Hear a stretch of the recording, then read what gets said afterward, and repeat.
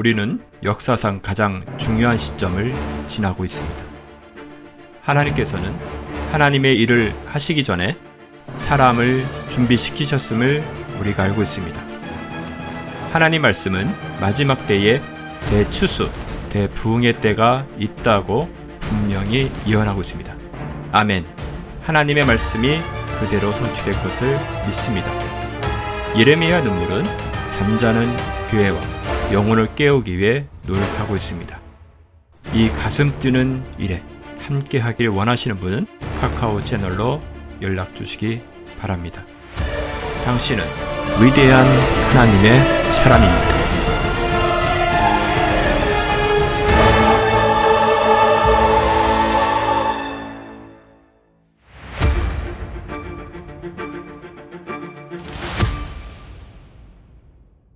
스가랴서 1장 14절에서 15절 제가 봉독하겠습니다.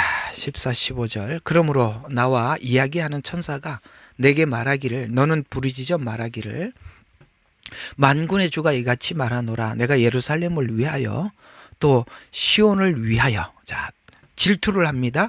예루살렘과 시온을 위해서 큰 질투로 질투하노라. 잘 기억해 두세요. 예루살렘과 시온을 위해서 질투하노라. 또 내가 평안이 있는 이방인을 심히 불쾌해 놓게. 왜? 이스라엘을 이렇게 고난 중에 빠뜨리고 고통스럽게 하고 자기들은 평안이 누리는 것에 대해서 아주 불쾌히 여긴다, 이런 말입니다.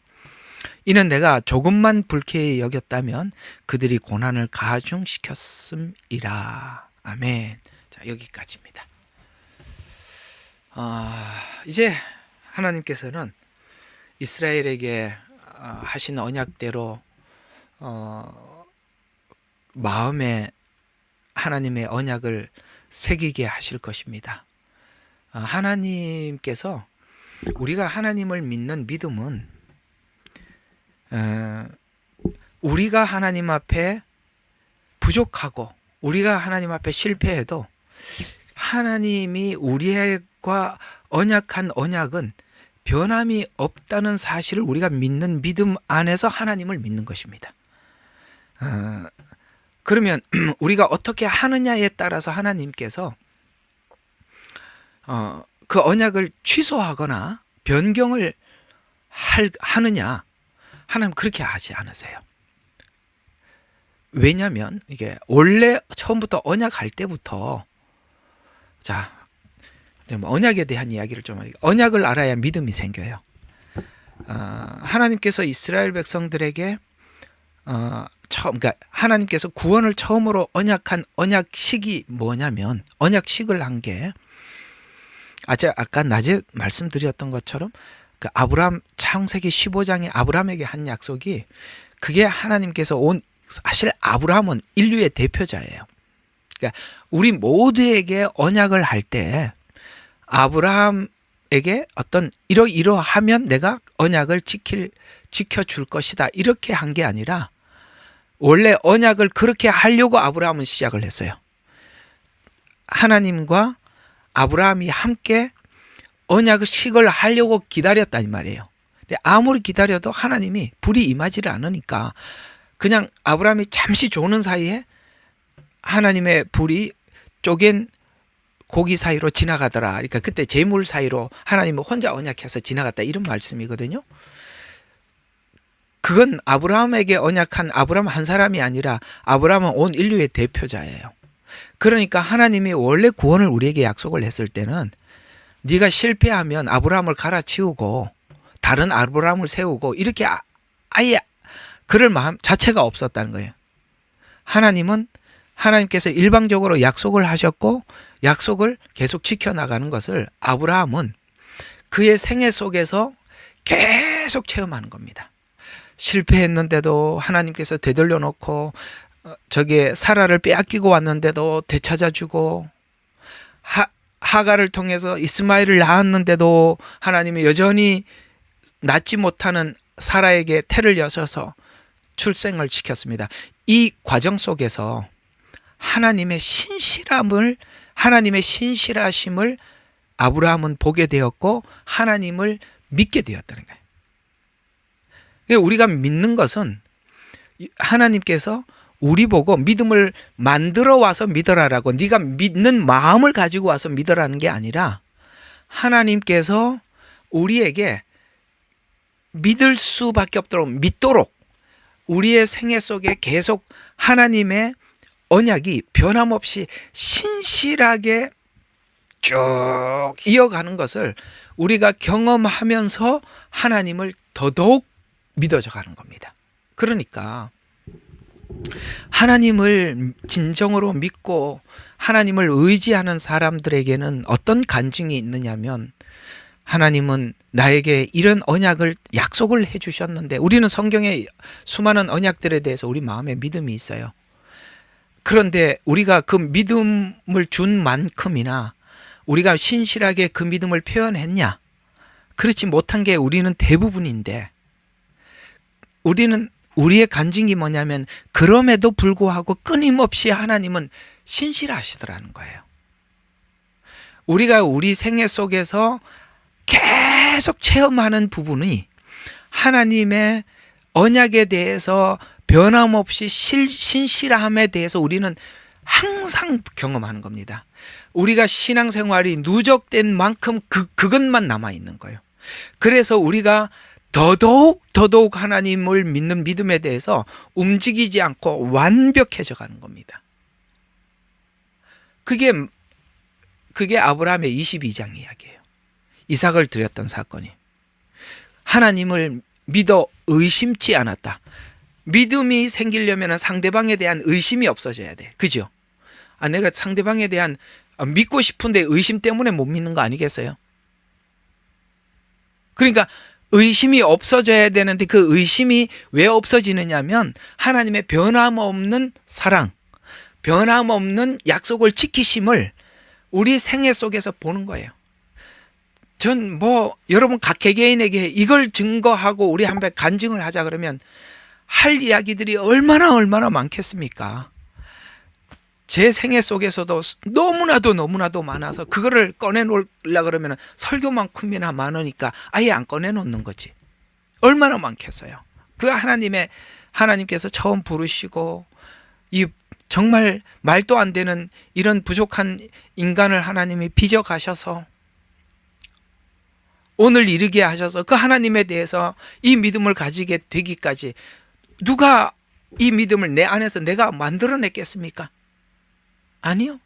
하나님의 하나님 되심을 너무나도 많이 봤기 때문에 부인할 수가 없는, 그러니까 이 지경에까지 온 게 우리가 만든 믿음이 아니라 하나님을 향한 믿음을, 하나님 의심을 제거하시고 그 하나님의 하나님됨에 대해서 우리는 더 이상 부인할 수 없는 거기까지 간 거라 이 말입니다.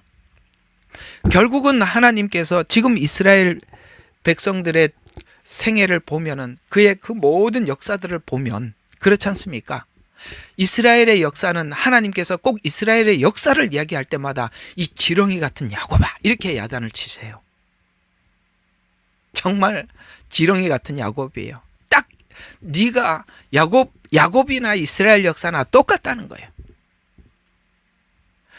여러분 있잖아요.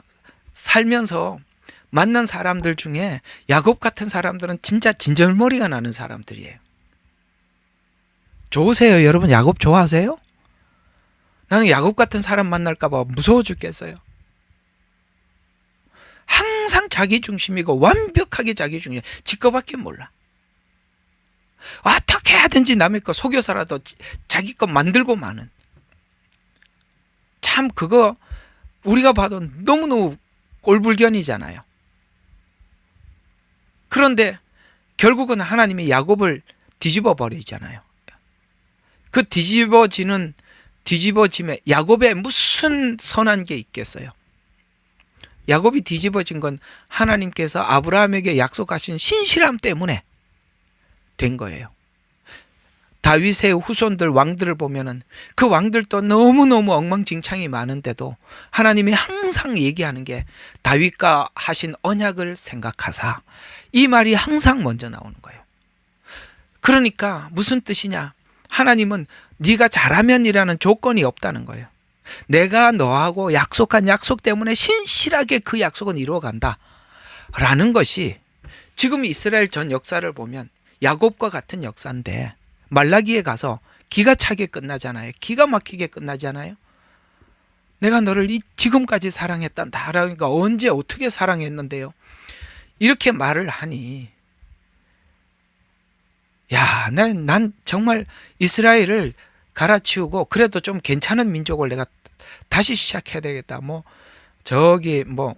대한민국 선택 안 된 게 다행이죠. 우리가 만약에 이스라엘로 선택했더라면 이게 콩가루 같은 우리들이 도대체 뭘 하겠습니까? 그렇죠? 하나님께서 정말 예수님 지금 대체 신학에서는 이스라엘을 버린 이유를 이렇게 설명을 하죠. 그들은 예수님을 십자가에 못 박아 죽인 악한 민족이라고 그렇게 주장을 합니다. 사실 그것도 맞는 이야기죠. 그렇잖아요.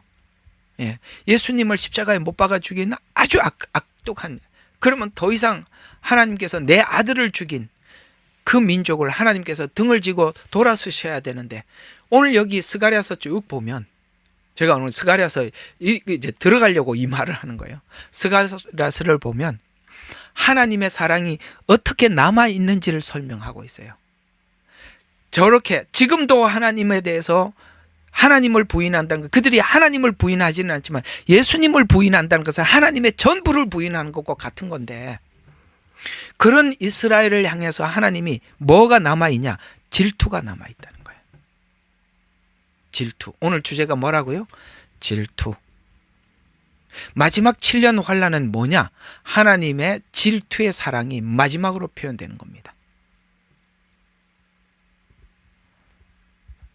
질투할 만큼 사랑하는 거. 여러분,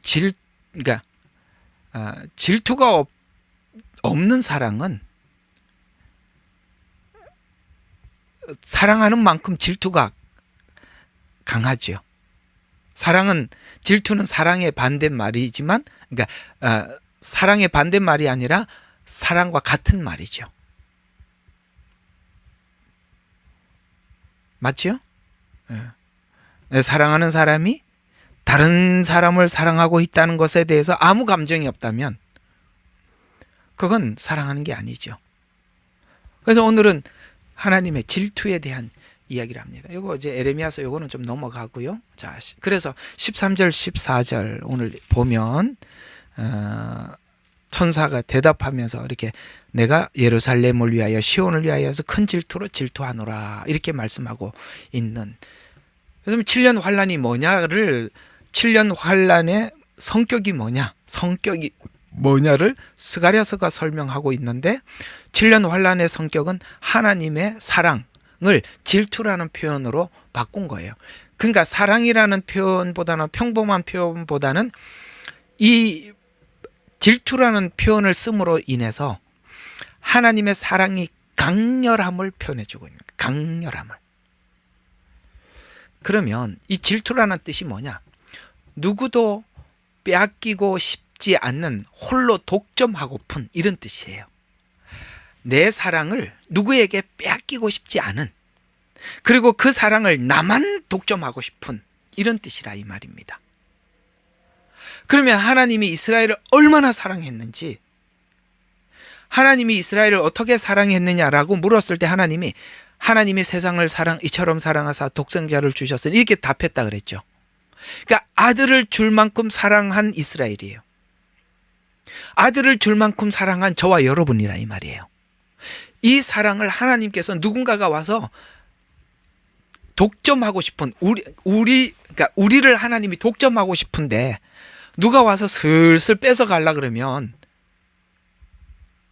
만약에 내가 하나님이 나를 진정 사랑하는데 누가 나를 슬슬 뺏어 가려고 하는데 하나님이 아무것도 안 하면 우리는 하나님의 사랑에 대해서 의심을 해야 돼. 나 정말 사랑하는 거 맞아? 내가 지금 이렇게 슬슬 뺏겨가는데 하나님 가만히 보고 계시냐? 여러분, 하나님 사랑하는 사람이 그렇게 뺏겨가는데 그 누가 가만히 보고 있겠어요? 그래서 빼앗기고 싶지 않는, 홀로 독점하고픈, 이런 뜻이 질투라는 말 속에 독점이라는 말이 들어가 있다는 거죠. 하나님은 이스라엘 백성들을 향한 사랑이 언약한 백성을 향한, 아시겠어요? 하나님이 사랑해서 언약을 하고 왔단 말이에요.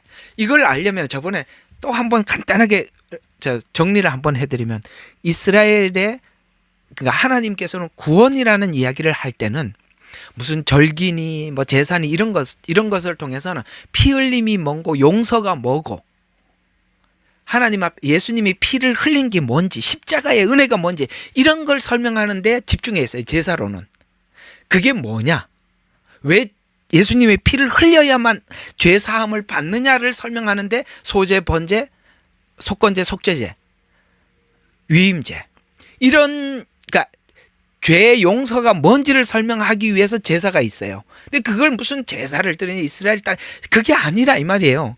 그걸 설명하는 거고, 절기는 초림이 뭐냐, 재림이 뭐냐, 이걸 설명하는데 절기가 들어가 있다 이 말이에요. 그러면 구원이 뭐냐라는 설명은 절기나 이런 것보다 어디에 집중되어 있냐면은 이스라엘의 혼인과 집중되어 있다. 그래서 예수님을 신랑이라고 표현한단 말이에요. 왜 우리를 신부라고 하겠어요? 그러니까 구원이 뭐냐라는 설명을 실제 혼인이라는 것으로 설명을 해서, 초림은 정혼하는 상태, 정혼, 결혼, 정혼이에요, 정혼.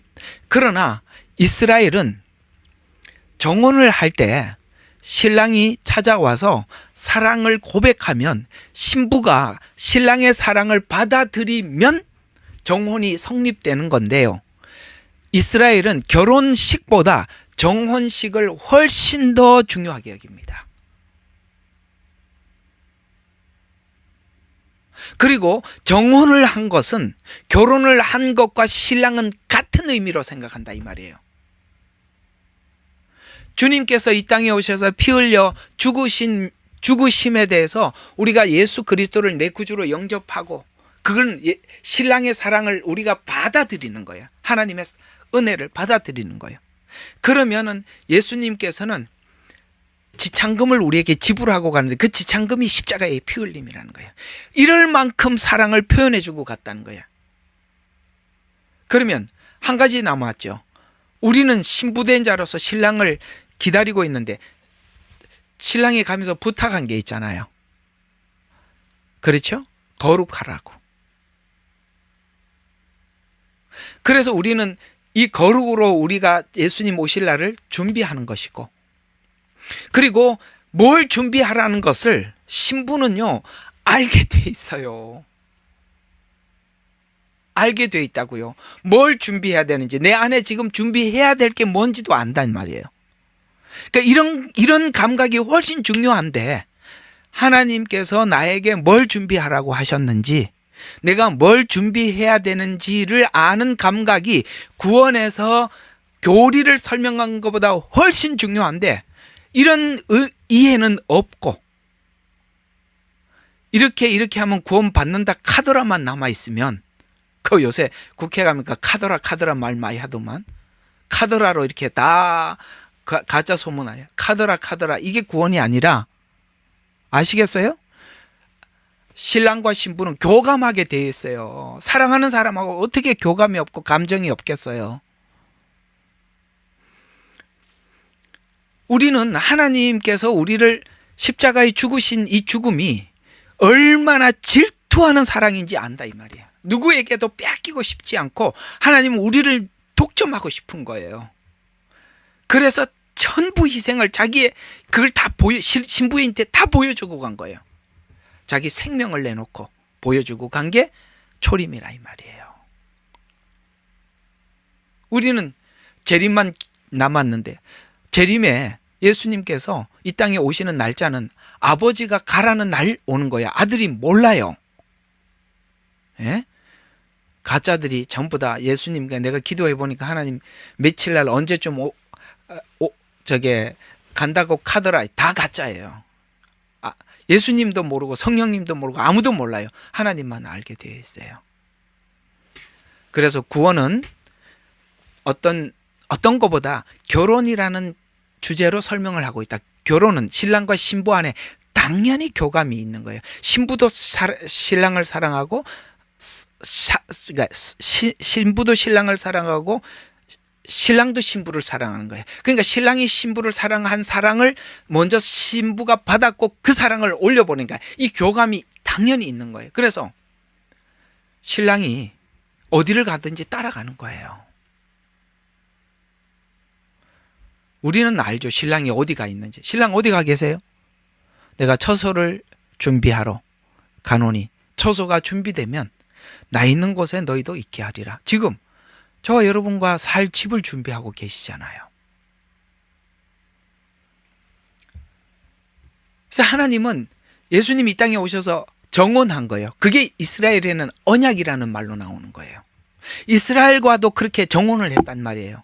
하나님이 일방적으로 정언을 했단 말이에요. 그래서 이 정언은 이스라엘이 어떻게 하든지 상관없이 하나님의 그 정언한 것은 신실하게 하나님의 그 사랑을 이어가는 겁니다. 그런데 지금 이스라엘은 하나님을 모르고 눈이 닫혀 있잖아요. 그걸 하나님이 열어서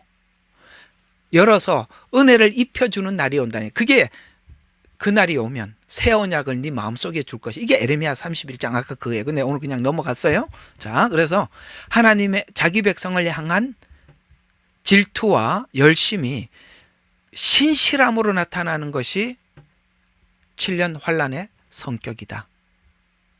그러면 7년 환란은 하나님께서 사랑하는 신부를 얻기 위한 하나님의 마지막 사랑의 표현이라는 거예요. 누가 뭐라 그래도 이 방에 있는 여러분들은 꼭 그렇게 아셔야 돼요. 누가 뭐라 그래도. 여기 질투라는 이 말이 너무나도 약할 것 같아서, 그러면 목사님 여기 스가랴서 1장 14절만 질투라는 말이 나오는데 그거 이 말씀 하나로 진짜 마지막 때가 정말 하나님의 그 사랑의 질투가 맞는지 그 좀 너무 그 빈약하지 않아요. 이게 한마디 가지고 이게 완벽하게 그렇습니까? 딴 데 성경은 또 다른데 그 연결이 돼 있다 그러는데 그것도 찾아주셔야죠. 찾아야죠. 이런 이야기들은 함부로 지나갈 수 있는 이야기가 아니니까 증거를 한번 살펴서 확고하게 이 마지막 7년 환란은 하나님께서 자기 백성을 향한 질투로구나 라는 것을 한번 더 확인해 보겠습니다. 자, 에스겔서 36장 5절 6절 36장 5절 6절. 자, 누가 읽어주시면 더 좋겠습니다. 5절 6절 36장 5절 6절.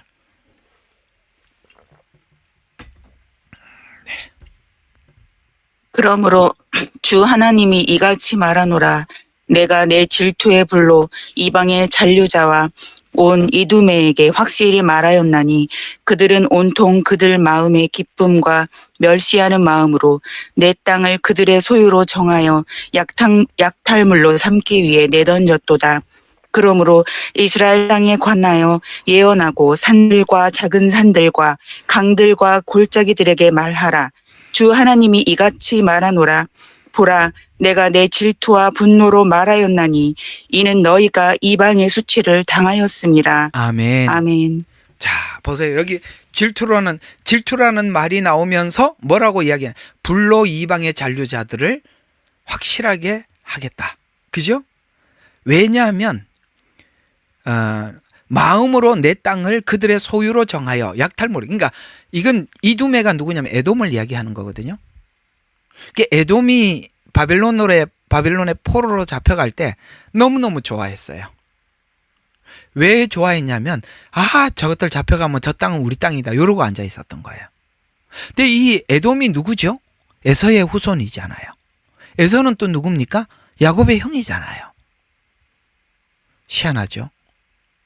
이게 어떤 의미를 가지고 있는지 설명을 해드리면 야곱과 에서는 한 형제입니다. 요한계시록에 보면 교회를 핍박하는 세력이 교회에서 나갑니다. 읽어보신 적, 설명한 적이 있으시죠?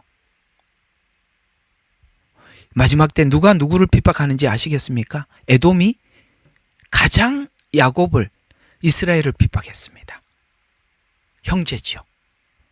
우리는 마치 비슷한 교회라는 이름을 붙이면 형제라고 생각을 해요. 너무너무 악한 거예요. 힌트로 알고 계시면 좋겠습니다. 그래서 하나님께서 이스라엘을 포로를 보고 교만하고 조롱한 자들을 보란 듯이 하나님이 이 이스라엘을 얼마나 사랑하는지 보여주고 이스라엘을 괴롭힌 그들을 향해서 하나님께서 여기에 이런 말로 나옵니다. 자, 6절을 보니까 예언하고 산들과 작은 산들과 강들과 골짜기에게 말하라. 주 하나님이 이같이 말하노라. 내가 질투와 분노로 하였는 이는 너희가 이방의 수치가 되었다. 이렇게 설명을 하고 있습니다. 그래서 5절에는 그러니까 이같이 말하는 내가 내 질투로 불이 이방의 잔류자와 불 이게 뭐죠? 이런 표현들은 다른 데도 나옵니다만 38장에도 나옵니다만은 이건 마지막 7년 환란에 있을 나팔 재앙과 대접 재앙이 하나님의 대부분 불로 심판한다는 거 아시죠? 그걸 지금 얘기하고 있는 것입니다. 자, 38장 19절 한국 또 누가 한번 읽어봐 주세요. 38장 19절 여기도 똑같이 나옵니다.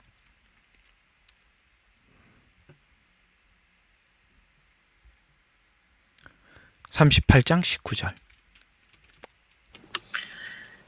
내가 투기와 맹렬한 노로 말하였거니와 그날에 큰 지진이 이스라엘 땅에 일어나서 아멘.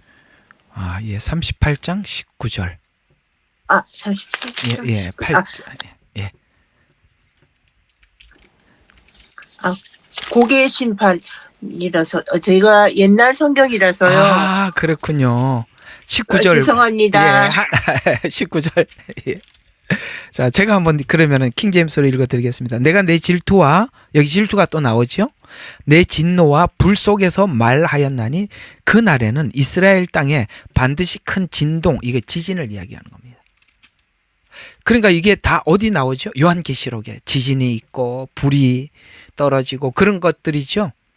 그러면서 이제 거기에 대해서 구체적으로 요한계시록에 일어날 모든 하나님의 심판에 동원된 모든 것들이 나옵니다. 바다의 고기들과 하늘의 새들과 들의 짐승과 땅 위에 기어다니는 모든 것들과 내 면전에서 떠올 것이요 산이 무너져 버리고 절벽들이 떨어지고 성벽이 바닥으로 무너지리라. 주 하나님 내가 이 모든 산 구석구석에 그를 대적할 칼을 부을 것이요 각 사람의 칼이 자기 형제를 칠 것임이라. 이건 전쟁입니다. 그 다음에 전염병과 피로. 전염병이 있어요. 항상 세트처럼 나오는 겁니다. 이런 게 우리가 코로나 같은 걸 분별하는 능력을 갖게 되는 겁니다. 자, 전염병과 피로. 그의 대적하는 향변이요 내가 그와 그의 부대와 그와 함께한 많은 백성들 위해 비를 내리리니 범람한 비와 큰 우박과 불과 유황으로 내리리라. 내가 이같이 내 자신을 높이고 너의 자신을 거룩해 하여 많은 민족들의 눈에 나를 알게 하리니. 뭘로 알게 한다? 심판으로 알게 하겠다는 거예요. 참, 누구는 은혜로 하나님을 만나는데 누구는 심판으로 하나님을 만난대요. 한 군데 더 있어요. 요엘서 2장 18절. 요엘서는 잘 신경 써서 찾으셔야 될 겁니다. 요엘서가 누가 먼저 찾으신 분 좀 읽어주시겠어요? 요엘서 2장 18절. 다들 여름인데 무슨 겨울에 에스키모가 나타났어.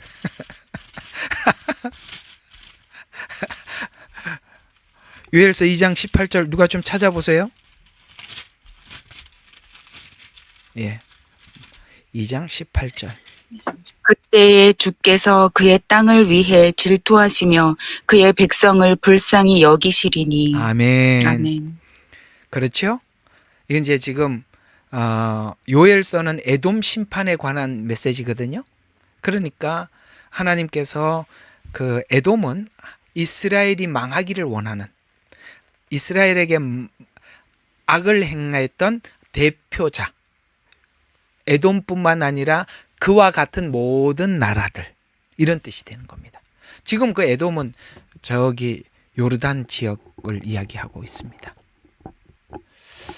자, 질투라는 단어가 오늘 핵심이니까 스가랴서 8장 2절 여기뿐만 아니라 2장뿐만 아니라 8장 2절 에스겔서 36, 38, 요엘서 2장 전부 다 마지막 7년 환란기를 설명을 하면서 그 7년 환란기는 하나님이 내 백성을 향한 질투의 시간이라고 말을 했습니다. 그래서 질투는 뭐라고요? 언약한 정혼한 내 신부에 대한 신랑의 독점하는 사랑, 포기하지 않았음을 증거하는. 그래서 저는 이 마지막 7년 환란이라는 것이 이런 과정 없이 마지막 하나님의 마지막 선고, 곧 심판을 내리신다면, 정말 7년 환란 없이 하나님이 이 땅을 심판하신다면 이 7년 환란은 저주 중에 저주입니다. 여러분, 두들겨 패서라도 하나님이 데리고 가는 게 좋아요. 그냥 안 패고 그냥 던져버리는 게 좋아요. 얼마나 마지막 하나님의 사랑의 배려예요. 마지막 자기 백성을 향한 하나님의 열심이에요. 열정이고.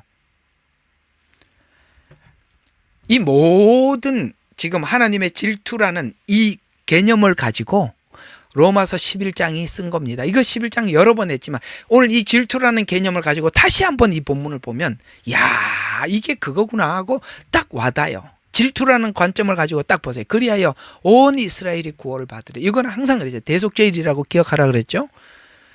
기록된 바는 하나님이 이미 구약에 언약했던 거, 구원자가 와서 야곱의 경건치 아니한 것들.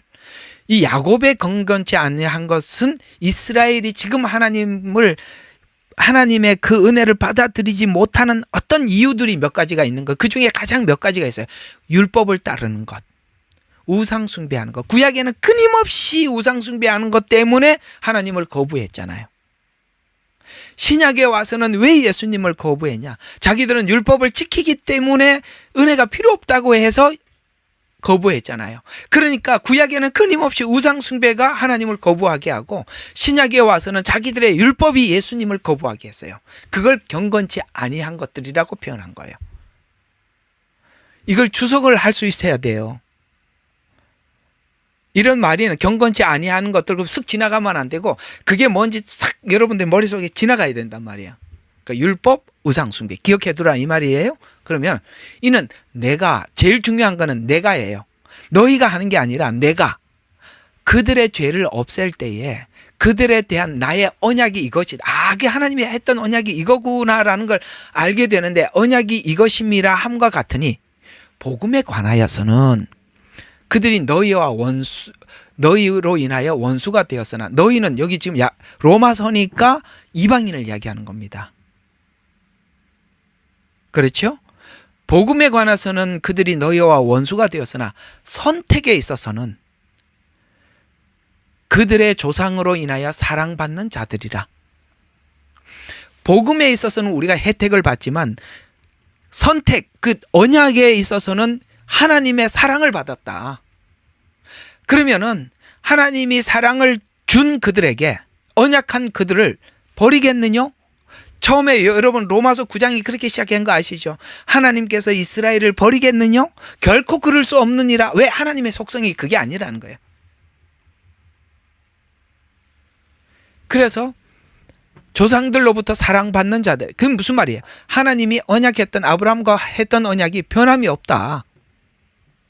이는 하나님의 은사와 부르시면 후회가 없다. 하나님께서 이렇게 이방이 그러니까 유대가 거부해서 이방인에게 흘러가고 이방인의 질투로 인해서 유대인들이 돌아오는 이런 하나님의 그 계획, 이 복음의 흐름의 계획에 대해서 하나님은 후회하심이 없다.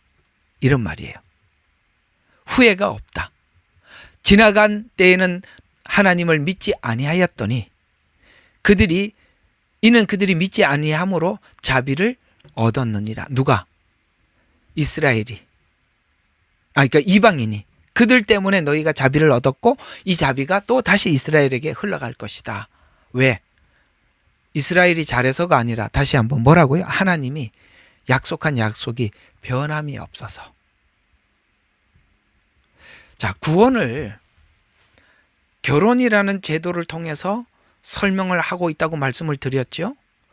이걸 가장 잘 설명해낸 게 호세아서예요. 호세아서가 구원을 가장 잘 설명한 메시지입니다. 신약에는 로마서가 있다면 구약에는 호세아서가 있는 거예요. 이 호세아서는 신약의 로마서를 버금가게 하는 구약의 교리입니다. 호세아서가 엄청난 메시지예요. 자, 그러면 봅시다. 언약한 이스라엘을 향한 하나님의 마음은 신랑이 신부를 향한 마음과 같다. 순전히 호세아서는 이스라엘을 향한 초점이, 물론 그것이 우리에게 맞아요. 2차적인 수혜자가 우리 맞아요. 왜? 접붙여서 쓰니까. 2차적인 수혜자가 우리는 맞지만 철저하게 북이스라엘, 호세아는 북이스라엘 예언한 선지자거든요. 그러니까 남유다하고 북이스라엘을 봤을 때 누가 더 타락했죠? 북이스라엘이 훨씬 타락했죠. 그렇게 타락했음에도 불구하고 하나님의 마음은 어땠느냐? 그들이 타락했다고 하나님 마음이 돌아섰느냐? 그게 아니라고 호세아서는 설명해 주고 있는 거예요. 왜? 하나님의 약속과 언약과 사랑은 변함이 없다. 그게 호세아서예요. 그래서 이 호세아서를 아니까 로마서 9장에서는 이스라엘을 버렸느냐? 그럴 수 없느니라는 말이 이 호세아서 전반에 걸쳐 있는 하나님을 아는 바울이 그렇게 적어 들어간 겁니다. 그러면 한번 봐요. 호세아서 2장 19절 20절 보면 내가 내게 장가들어 영원히 살 때 의와 공의와 인자와 국률이 여김으로 내가 장가들어 진실함으로 내가 장가들리니 내가 여호와를 알리라. 이게 너무 많은 이야기가 여기 담겨 있어요. 여러분, 슬쩍 옆으로 대충 새치기해서 천국 갈 사람 한 명도 없다는 얘기가 이 얘기입니다. 하나님의 의가 세워지지 않고 천국 간다고요? 하나님의 인자를 모르고 은혜와 국률을 모르는 사람이 주님과 함께 살 수 있다고요? 어림도 없습니다. 하나님은 이걸 만들어 놓고 장가든답니다. 의가 서야 돼요. 이 공의는 어디서 썼느냐? 내 죄를 위해서 철저하게 예수님이 저주를 받으셨습니다. 그래서 공의가 선 겁니다. 내 안에 공의가 세워진 거예요. 내 죄를 대신해서 죽으신 그 하나님을 생각할 때 우리는 조금도 하나님 앞에 나쁜 생각을 각색할 수가 없는 거예요. 공의가 섰다면 내 안에. 은혜가 내 안에 공의를 세우는 거예요. 내가 그 하나님 앞에 어떻게 내 마음대로 하나님이 이렇게 말씀하신 걸 가지고 내 양심상 어떻게 재단을 할 수 있냐 이 말이에요. 예? 미꾸라지처럼 하나님께서 예를 들어서 우리 한번 진하게 이야기해 보자고요. 예를 들어서 하나님께서 술 취하지 마라. 이는 방탕함이니. 술 취하지 마라. 이는 방탕함이니. 이런 말씀이 나왔어요. 예를 들어서 우리가 이런 말을 할 수 없다는 거예요. 야, 술 취하지 말라 그랬지 뭐 술 먹지 말라 그랬냐. 이 말을 못한다 이 말이에요. 그 말 하는 게 우스운 거예요. 공의가 안 선 거예요. 예? 우리가 하나님 앞에 은혜가 내 안에 공의를 세웠잖아요. 그 공의가 세워진 사람이 술을 앞에다 놓고 취하지는 말라고 그랬으니까 취하지 않을 만큼 먹자. 이런 말을 어떻게 하냐 이 말이에요. 그 안에 공의가 세워졌으면 그 말을 하겠냐 이 말이에요. 이 공의가 세워졌다는 말 아시겠어요? 그런데 하나님의 은혜가 입혀지지 않으면 말씀을 그렇게 각색하는 거예요. 자기 마음대로 편집을 한다 이 말이에요.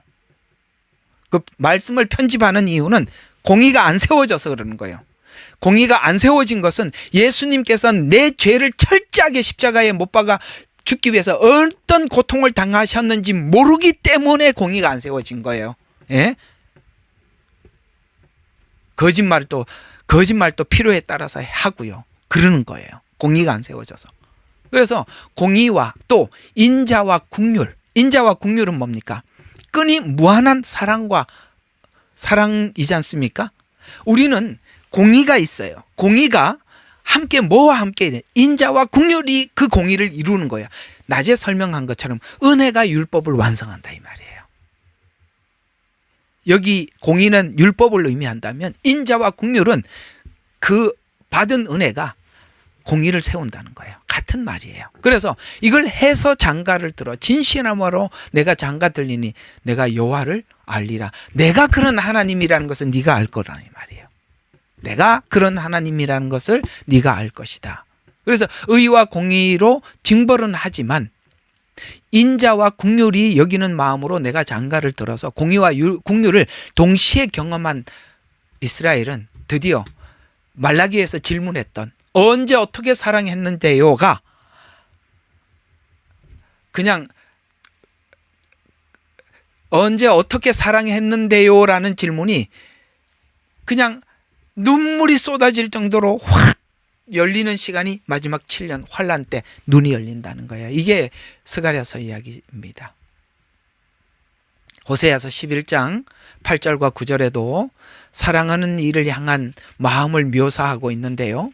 11장 호세아서 11장 8절에서 9절. 자, 누구든지 좀 먼저 찾으면 좀 읽어주세요. 마이크 켜고 읽으셔도 되고 그렇습니다. 11장 8절에서 9절.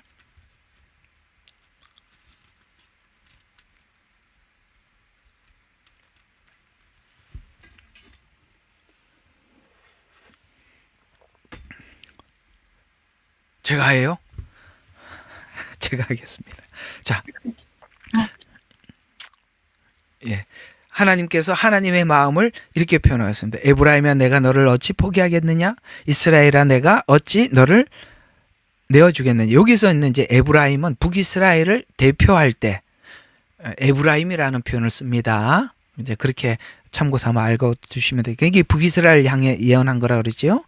자, 어찌 내가 너를 포기하겠느냐? 이스라엘아 내가 어찌 너를 내어주겠느냐? 오늘 막 이렇게 내줄 수 없다는 거죠. 독점하는 사랑이라 그랬죠. 내가 어찌 너를 아드마 같이, 이건 이제 소돔이 멸망할 때 그 소돔의 어떤 도시 이름입니다. 그래서 소돔처럼 그냥 멸망시키고 말겠느냐? 마지막 환란 없이 그때 추수 없이 그때 어떻게 그냥 심판만 하고 말겠느냐? 이 말이에요. 아드마 같이 만들겠느냐? 내가 어찌 스보임 같이, 아드마 스보임 모두 다 멸망한 소돔과 고모라 도시입니다. 내 마음이 내 안에서 돌아서서 내 마음이 돌이킴이 모두 불붙는도다. 내가 내 분노의 맹렬함을 행사하지 아니하며 내가 돌이켜 에브라임을 멸하지 아니하리니 이는 내가 사람이 아니요. 사람은 이걸 그냥 그렇게 파괴시키고 말죠. 사랑을 알아주지 않으면 돌아서고 파괴시키고 말지만 나는 사람이 아니고 하나님이며 내 가운데 계시는 거룩한 분임이라. 좀 다른 표현은 아버지라 이 말이에요. 내가 거룩한 분임이란 내가 성읍으로 들어가지 아니하리라. 자, 이해가 가시죠? 이게 지금 하나님이 정말 우리를 향한 마음을 이렇게 표현한 거예요. 참 이게 하나님이 우리를 향한 마음을 가장 잘 표현한 부분이라고 저는 여겨져요.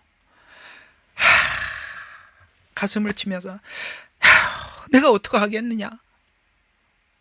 북이스라엘 우상숭배 얼마나 악랄, 여로보암 참 지독하잖아요. 그죠? 그걸 바라보고 하나님이 가슴을 치면서 내가 어찌 그만두겠느냐? 어찌 하면서 이 마음을 그대로 표현한 거죠. 우리가 이 마음을 하나님의 사랑의 감정이요 사랑의 질투라는 이해 없이 보면 끝장났다 이런 생각이 들죠. 우린 다 죽었다 이런 생각이 돼요. 왜? 꼭 그래 들리죠. 이건 그래서 이런 걸 보고 성경을 참 답답한 사람들은요 성경을 모르니까 이 성경의 이런 역설적인 표현들을 하나님의 법적인 표현으로 오해를 하는 거예요. 야, 끝장났다. 하나님이 가만히 안 둔 다 박살내버린단다. 이렇게 보거든요. 그게 아니라 부모된 입장에서 포기할 수 없는 자녀, 사랑하는 신랑이 포기할 수 없는 신부를 향한 신랑의 애타는 간절한 마음, 그걸 이렇게 표현을 했는데 이걸 그냥 법으로 보면 다 죽었다 이렇게 가는 거예요. 그게 아니라는 거예요. 왜 이렇게 썼을까? 우리는 글과 법, 그러니까 그냥 이렇게 평범한 글로 다 쓸 수 없는 자기 마음을 표현할 때 반대로 마음을 표현하는 거는, 반대의 표현을 하는 것은 싫어서가 아니라 딱 뭐라고 표현하자, 정말 이렇게 해도 저렇게 해도 하지 못한 미칠 지경일 때 쓰는 표현을 하나님도 쓰신대요. 하나님도 쓰신대요.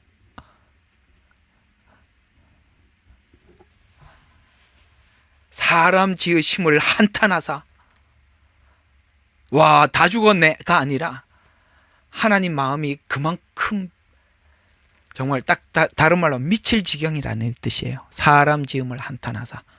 아니, 그러면 우리가 이렇게 생각하자. 언제는 지어놓고 심히 좋았다라는 거 왜 또 지금 한탄해? 그럼 우리가 잘못하면 한탄하고 그냥 버리고, 그 말이 아니라 여기 있는 이 표현이나 사람 지음을 한탄하사 같은 의미로 우리가 다른 사랑하는 대상이 내 마음을 알아주지 않을 때 쓰는 표현을 하나님도 써서 네가 가장 극한 상황에 왔을 때 네가 썼던 표현이나 그 감정이나 내 감정이나 같다, 이렇게 우리에게 하나님의 감정을 실어서 우리에게 전해주는 표현들이라 이 말이에요.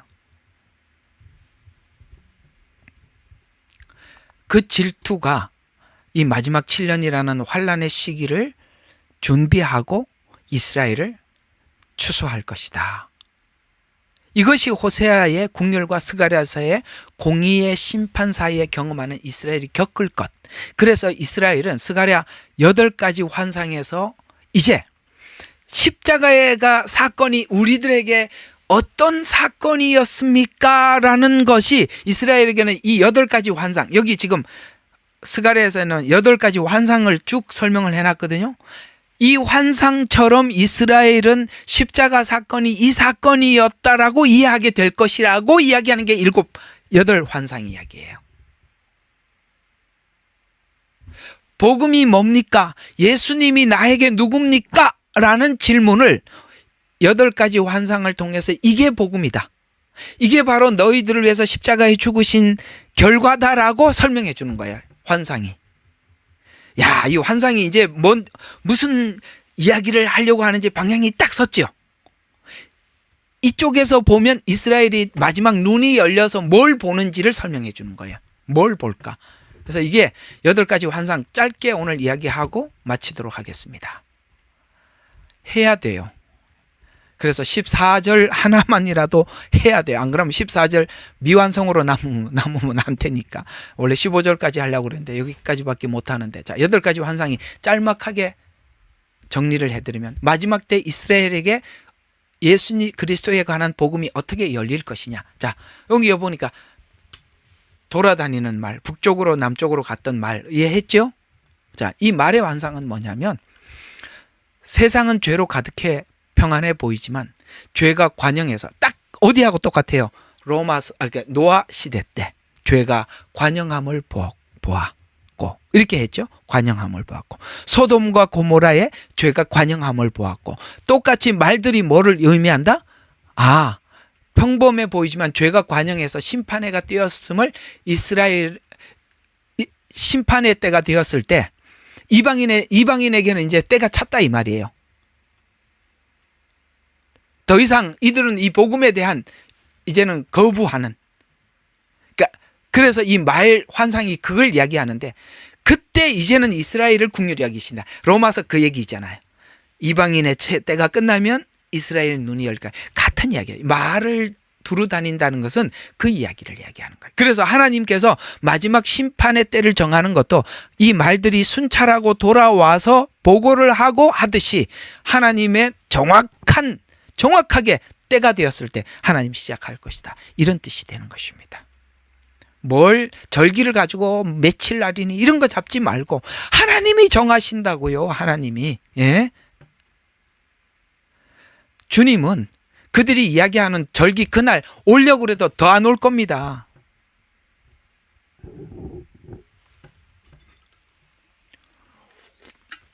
그 다음에 네 뿔의 환상은 어떤 의미를 가지고 있느냐?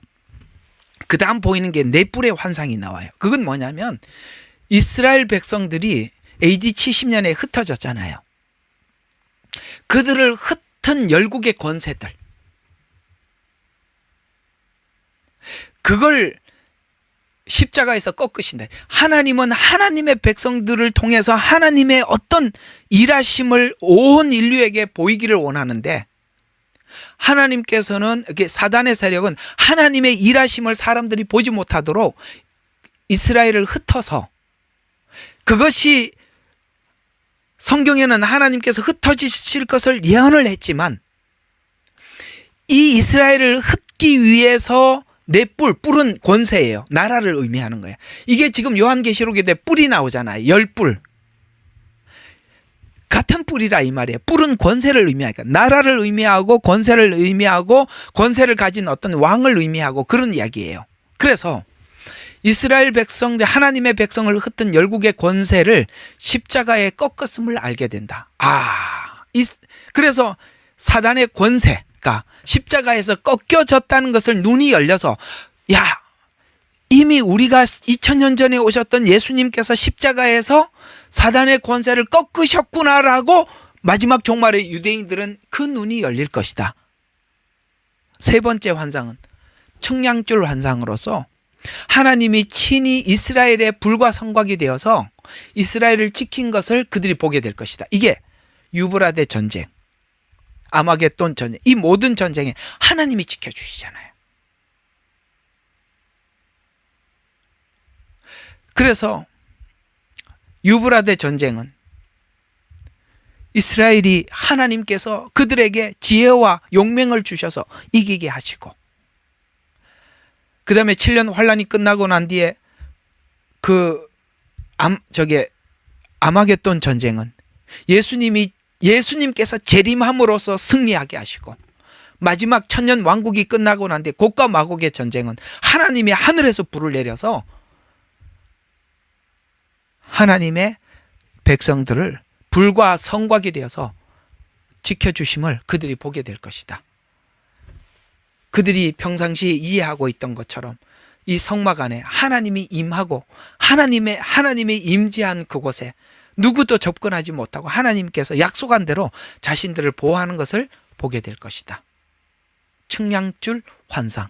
그들은 이 7년 환란 때 자기들을 보호하시는 하나님을 만나게 될 것입니다. 또 대제사장 여호수아 환상을 보면, 대제사장이 돌아와서 성전을 지으려고 그러다 실패하고 걸린 옷을 입고 여호와 앞에 섰을 때, 사단이 걸린 옷을 입었다고 고발을 했을 때 하나님 뭐라고 그랬습니까?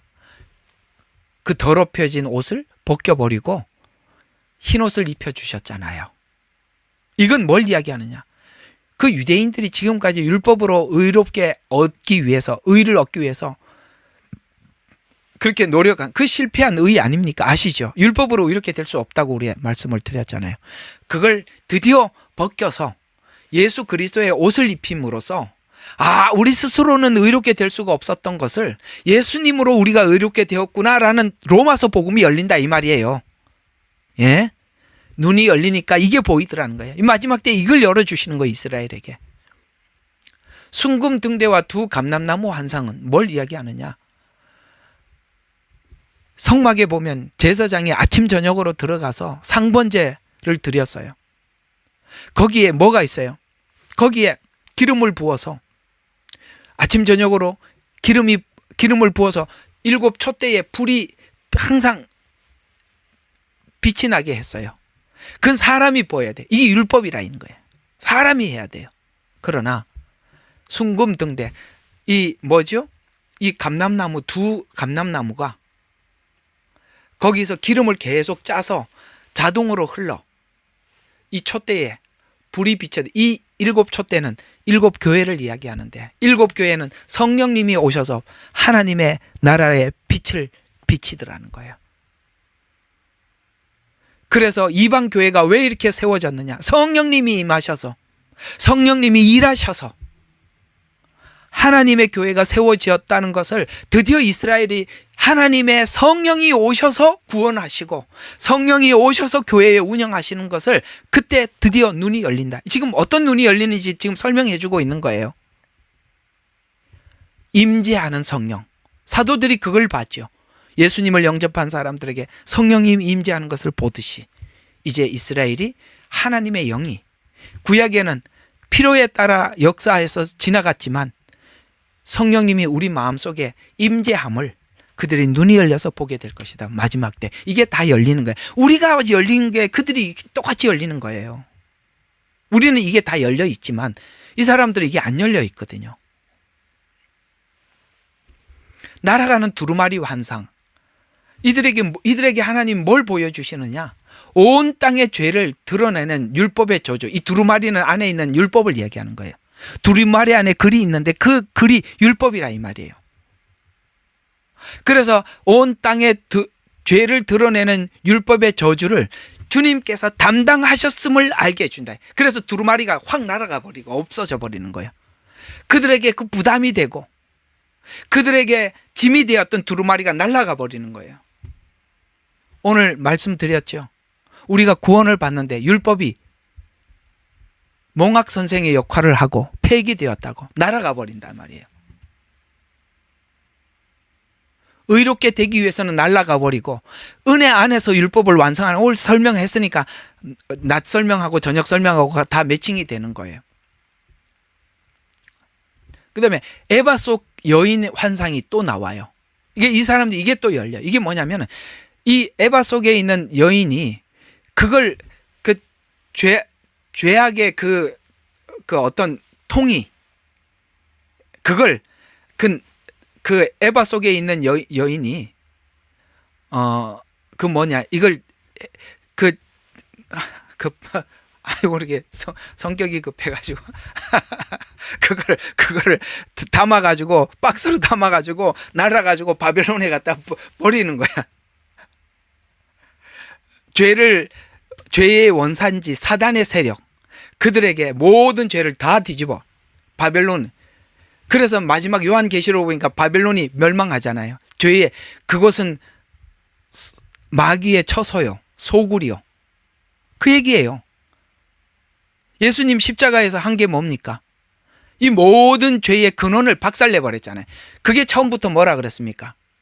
예수님이 오시면 뱀의 머리를 밟아버릴 것이라고 했습니다. 드디어 그 뱀의 머리가 밟혔던 순간이 십자가였음을 아는 눈이 열릴 것이다. 이 말이에요. 원산지. 거기다가 다시 되돌려줘 버리는 거야. 내 병거 속의 환상은 이 복음이 너희들을 통해서 마지막 때 이스라엘 14만 4천을 통해서 하나님의 영이 구원할 자를 구원하시고 심판할 자는 심판해서 이 복음이 구원의 복음과 심판의 복음을 통해서 마지막 요한계시록에 보면 의로운 자는 더 의롭게 되어가고 땅에 거하는 자들은 더더욱 악하게 되어가고 그렇게 나누어질 것이다. 어때요? 이 8가지 환상이 정확하게 똑같죠. 여러분 보면은요 하나님은요 얘기가 여기 이렇게 말하고 저기 이런 게 하나도 없다니까요. 똑같아요. 예를 들어서 이런 거야. 구약에 있는 17권 예언서나 요한계시록이나 발이 왼발 그러면 똑같이 왼발 가고요. 오른발 가면 똑같이 오른발 가고요. 똑같이 이렇게 움직여요. 우리가 틀을 딱 꿰고 있으면요. 어딜 봐도 똑같아요. 예? 왜 사람들이 스가랴서를 해석 못한다고요? 대체 신학이니까 스가랴서는 열 수가 없어. 절대 안 열려요. 스가랴서는.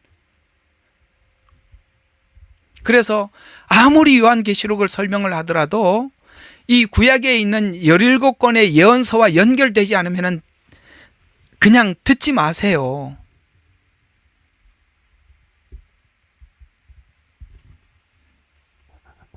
요즘은 이렇게 자기 교회에서 요한계시록 한다고 가서 들어봤더니 이제 이렇게 알고 들으니까 못 듣겠다는 거예요. 못 듣지요.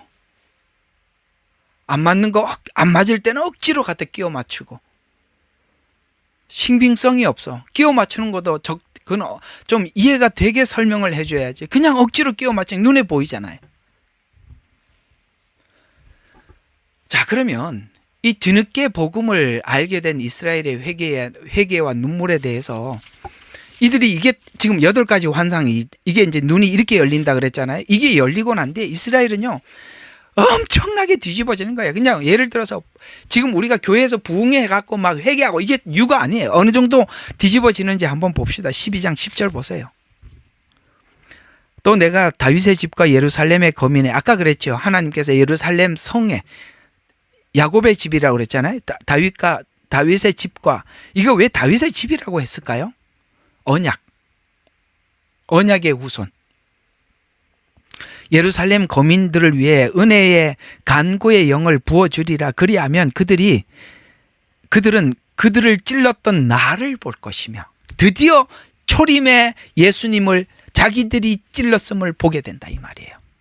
근데 그 예수님의 죽음이 아까 8가지 환상에 그것을 위해서 죽었다는 걸 보게 된다. 그래서 쳐다볼 것이며 그들이 그를 위하여 애통하리니 마치 어떤 사람이 자기 외아들을 위하여 애통함 같을 것이요 그들이 그를 위하여 비통에 잠기리니 마치 어떤 사람이 자기 첫 아들을 위하여 비통에 잠기듯 하리라. 이건 여러분들이 이 비통이 뭔지 가르쳐 주십시오. 그거는 하지 마. 그러면은 이 아들이 죽은 게 뭔지 알아야 돼. 여러분, 이 세상에 가장 비통한 게 뭐냐면 그 부모가 자식을 먼저 보내는 거예요. 그거처럼 비참한 게 없어요. 옛날에 제가 어떤 이야기를 한번 들었는데 너무 슬픈 이야기를 들었어요. 차가 지나가다가 어떻게 자기 자식을 쳐서 그 차에 바퀴에 교통사고로 사망을 했어요. 그걸 본 아버지가 완전히 이게 눈이 뒤집어져 가지고 이 차를 다 부셔버리겠다고 도끼를 들고 와서 타이어를 쳤는데, 여러분, 도끼로 타이어를 치면 타이어가 나갑니까? 그게 다시 튕겨져 나와갖고 그 아버지 이마에 맞아 그 자리에 또 즉사를 했어요. 이게 지금 제가 조금 이걸 극적인 상황을 몰고 가서 여러분들이 이 외아들이 죽었다는 것이 얼마나 비통스러운지를 제가 좀 설명해 주고 싶어서 이야기를 하는데, 뭐 이런 것까지 알고 계시냐 이런 소리는 하지 마세요. 별걸 다 알아야 설교를 하니까. 한번 생각해 봐요. 얼마나 비통하고, 이가 갈리면은 막 그냥 쫓아가서 그냥 그 도끼를 가지고 타이어를 탁 쳤는데 이 타이어가 그게 펑크가 나겠어요, 도끼에. 다시 튀어갖고 이마에 맞아갖고 그게 더 비참하잖아요.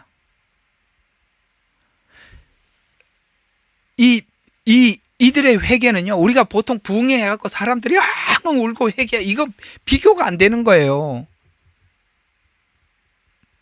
지금까지 살아왔던 서름의 세월들을 생각하면 자기들이 복음이 닫혀갖고 지금까지 예수님을 핍박했던 거 막 이게 아울러져서 한번 생각해 봐요. 우리 민족을 이 사지에 내몰아서 이방인들이 구원을 얻게 하고 그 과정들을 한번 해요. 이런 비참한 인생이 어디 있냐 이 말이에요. 거기서 자기 이 복음이 열리지 않았던 것에 대한 그 비참함, 자기들이 예수님을 십자가에 못 박아 죽인 것에 대한 이게 모두가 아울러져서 외아들이 죽은 것 같이 그렇게 애통할 것이다. 13장 1절. 그날 다윗의 집과 예루살렘의 그 날이 뭐예요? 7년 환란 중에 특별히 마지막 이스라엘이 구원받을 대제사장, 대속죄일 7년 환란이 끝날 무렵이 이야기하는 겁니다. 다윗의 집과 예루살렘 거민들에게 죄와 불결을 씻는 셈이 열리리라. 아멘. 이제 이들이 회개가 얼마나 대단한지 우리 이해할 수 있습니다. 자, 그러면 오늘 이야기들 중요한 정리 몇 가지 하고 좀 마치도록 하겠습니다.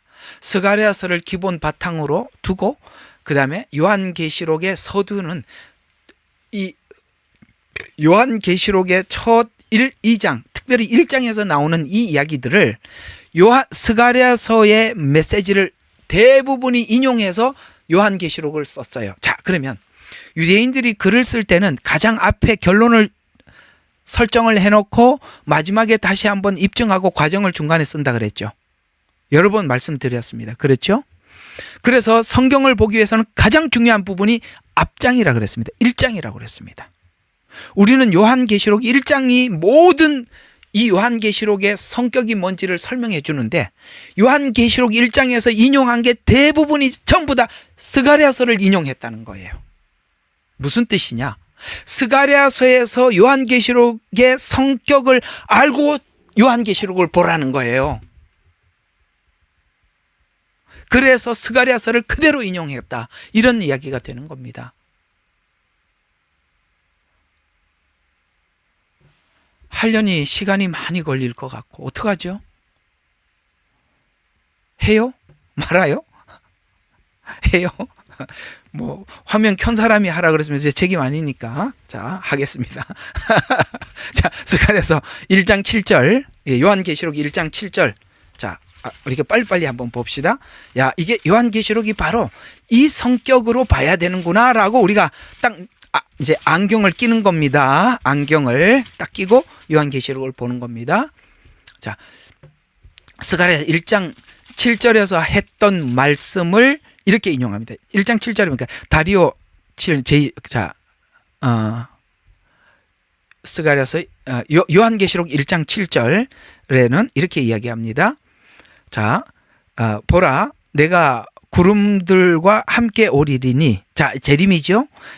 모든 눈이 그를 볼 것인데 그를 찌른 자도, 아까 읽었죠. 찌른 자는 이스라엘이죠. 찌른 자도 볼 것이요 또한 땅의 모든 족속이 그로 인하여 애곡하리라. 그대로 되리라. 아멘. 처음이요 나중이요. 이건 뭐예요? 하나님 이렇게 꼭 하겠다는 거예요. 이게 설계된 거라는 게, 하나님이 설정해 놓은 거라 이 말이에요. 그래서 스가랴서 12장 10절 말씀을 요한계시록 1장 7절에서 그대로 인용한 걸 보니까 스가랴서를 인용을 했구나. 그러면 이 요한계시록은 스가랴서하고 가장 성격이 같구나. 이렇게 되는 겁니다. 그 다음 계시록 1장 8절 알파와 오메가라는 말씀은 스가랴서에서 이렇게 말씀하신 이 말은 이스라엘로 예언과 언약을 알파와 오메가 시작과 끝이 이스라엘로 시작해서 이스라엘로 마칠 것이다. 그래서 대체신학은 사탄이 만든 작품인 거예요. 이스라엘이 빠져버리면 모든 예언서는 저기 그 조개를 잡으러 가면 톡 건들면 조개가 탁 입을 다물듯이 성경은 안 열어줘. 이스라엘이 빠지면 아무것도 열리지 않습니다. 스가랴서 1장 4절 율법을 하나님께서 주셨고 율법이 주어졌고 율법으로 의롭게 되지 못한다고 너희 조상들에게 말했었다. 스가랴서 4장 6절과 10절은 오직 성령으로만이 구원받게 될 것을, 그래서 은혜가 있을지어다. 그러면서 다림줄을 갖게 된 축복을 받게 된다. 이건 뭡니까? 율법의 역할과 은혜의 역할을 아는, 이게 다림줄이에요. 다림줄이란 은혜와 복음이, 그러니까 율법과 복음이 어떻게 우리에게 구원에 어떤 상관관계가 있는가. 여러분 이게 열리면 성경이 거의 열려요. 은혜와, 그러니까 그렇잖아요. 아까 말씀드린 것처럼 로마서 6장과 7장에 대한 이해가 없이 성경을 보면은 누구는 은혜주의자가 되고 누구는 율법주의자가 되는 거예요. 그 둘 균형이 어떻게 성경이 연결되어 있고 그 균형 안에서 우리 자유의지를 하나님이 어떻게 만들어 갔나, 이게 성경의 가장 중요한 이 뼈대와 같은 거예요. 그래서 율법이 주어졌고 율법으로 의롭게 되지 못한 너희 조상들에게 말했었다. 오직 성령으로만 할 수 있는 구원임을 알게 될 것이다. 그래서 너희에게 은혜가 있을지어다. 이런 이야기가 되는 것입니다. 그래서 12장 10절에 이 복음의 기초를 놓은 율법과 십자가의 죽음으로 선물 받은 성령으로 받은 구원을 설계하고 기초를 놓으신 주님의 말을 이제 듣게 되고 스가랴서 14장 9절은 율법과 은혜의 기초 위에 은혜를 받은 성도들이 받을 천년 왕국의 통치는, 은혜 받은 자들이 천년 왕국에서 받을 통치는, 은혜 받은 자들이 한 분 한 주를 섬기는 통치 아래 자유와 행복의 날이 오메가 영원할 것이다. 그래서 하나님의 그 십자가의 은혜를 입지 않은 사람 단 한 명도 들어갈 수 없는 곳, 하나님 나라입니다.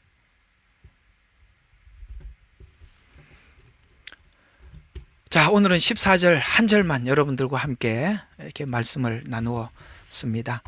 그저 이렇게 준비를 하고 좀 알아듣기를 간절히 소망하고, 이제 듣다 보면 여러분들에게도 개념이 설 거고, 개념이 서면서 더 깊어져 갈 것을 기다립니다. 어쨌든 다 소화가 안 되더라도 오늘 배워서 여러분들에게 알려준 만큼만 소화하고 또 다음 시간에 오시고 또 들어오고 그러다 보면 여러분들도 가랑비에 옷이 젖어서 어느 날 깊이 있게 하나님의 복음과 예언에 대한 이해가 있을 날이 있을 줄로 우리 기대하면서 기도하고 마치겠습니다. 하나님 감사합니다. 이 마지막 7년은 하나님께서 언약한 정약한 이스라엘을 향한 하나님의 마지막 사랑의 질투의 표현입니다. 사랑하는 이를 놓을 수 없는 그 사랑하는 이의 질투, 그리고 내 사랑하는 이를 되찾아오기 위한 하나님의 열심, 그것이 7년 환난을 통해서 확인될 것입니다. 환난이 하나님의 그 변함없는 사랑이 여전히 내 안에, 하나님 안에 작동하고 있다는 사실을 알 때 우리가 얼마나 용감해지겠습니까? 우리가 생각하고 있는 7년 환난의 두려움은 그저 내 믿음으로 그 환난을 겪을 수 있을까라는 질문밖에 할 수 없으나, 하나님이 나를 사랑하는 것을 내가 확인할 때 나는 얼마나 용감해질지는 우리가 가늠해 보지 못했습니다. 하나님의 그 질투의 사랑을 우리가 경험할 때 우리는 약한 자가 다윗 같게 될 것이고, 아버지 하나님, 영원한 생명과 은혜를 보장받은 성도들이 세상에 사랑 안에 두려울 것이 없는 마지막 때를 맞이하게 될 것입니다. 하나님, 이 믿음이 가져질 때까지 부족한 종에게 복음을 열어주시고 저들에게 증명하고 설교할 수 있도록 도와주세요. 예수님 이름으로 기도드렸습니다. 아멘. 예레미야의 눈물은 시대에 맞는 말씀 선포와 변질되지 않은 순수 복음을 외치고 있습니다. 함께 연결되어 하나님께 예배드리며 이 마지막 때에 하나님께 쓰임받길 원하시는 분은 카카오 채널로 연락 주시면 연락드리도록 하겠습니다. 고정 댓글에 채널 경고와 착제에 대비한 예비 채널과 제2채널 링크를 올렸습니다. 이 채널 또한 구독 부탁드리겠습니다. 감사합니다. 우리는 역사상 가장 중요한 시점을 지나고 있습니다. 하나님께서는 하나님의 일을 하시기 전에 사람을 준비시키셨음을 우리가 알고 있습니다. 하나님 말씀은 마지막 때에 대추수, 대부흥의 때가 있다고 분명히 예언하고 있습니다. 아멘. 하나님의 말씀이 그대로 성취될 것을 믿습니다. 예레미야 눈물은 잠자는 교회와 영혼을 깨우기 위해 노력하고 있습니다. 이 가슴 뛰는 일에 함께 하길 원하시는 분은 카카오 채널로 연락 주시기 바랍니다. 당신은 위대한 하나님의 사람입니다.